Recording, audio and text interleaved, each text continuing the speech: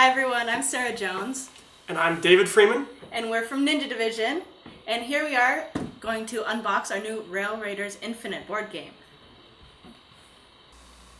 Okay, so let's get into the box of our first production proof here and go through the stuff that's in it so you guys can see the quality. So this is the rulebook right off the top. After we took off the top, then you find the rulebook here. And as you can see, it's got the cover art on it. And then as we flip through it, there's there's some background and it goes through all the components and the rules of the game and everything. It's colorful and cool looking. And then even with the back reference page, this whole book is 16 pages, so it's pretty short, very easy to get through. Rail Raiders Infinite is a quick, fun game to play, so it's pretty easy to learn. Next thing down is we've got a token sheet. Token sheet's pretty glare-tastic, so hopefully I got it in a good angle in here so you can see it. At this stage of proofing, these token sheets aren't cut out, so you can see the lines where it's going to get cut. But they won't make the die until we actually come back from this round and tell them that it looks good. Because if they make the die and then there's changes asked for, then they'll have to throw away that die, and it's kind of not worth anybody's time, right? So these are looking good. They're all lined up correctly, looking cool. Then down after that, we've got the train tiles in their own little compartment. Compartment.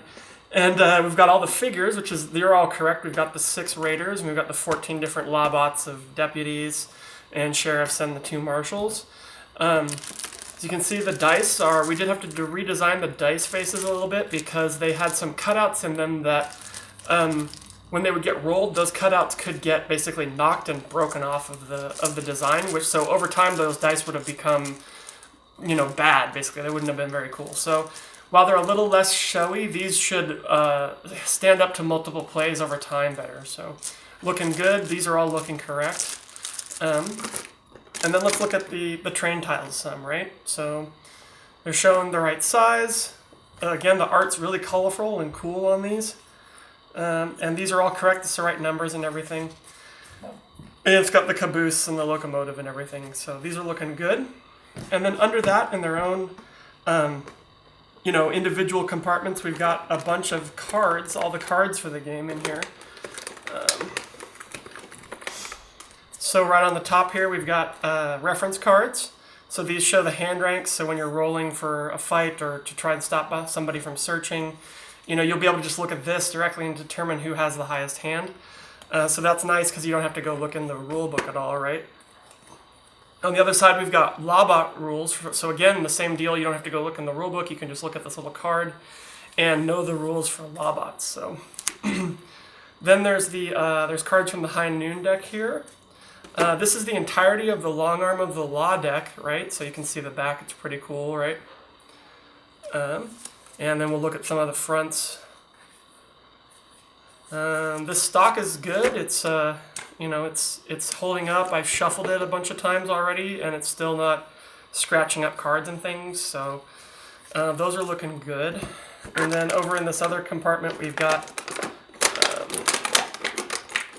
the loot cards and the rest of the High Noon deck here. So we'll go ahead and put the High Noon deck there. As you can see, the High Noon deck also has a really cool back. And then again, all of the cards in there. We've got the Raider cards. So these are the cards that players get to remind them of their special abilities that their Raider has throughout the game. These also have some background on the back, so it gives a little story about that Raider so people can kind of get into who they are, which is really cool. And then the loot cards rounding out everything. Loot cards have a cool back as well.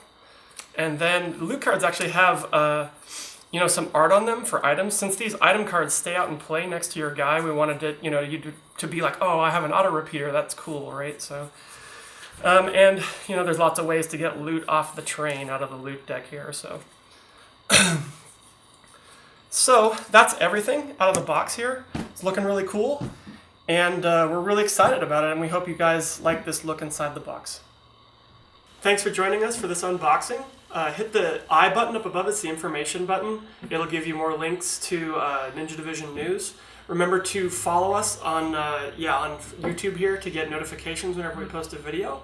And you can also join us on Facebook, Instagram, Twitter for all the Ninja Division news that we put out through there. So thanks again.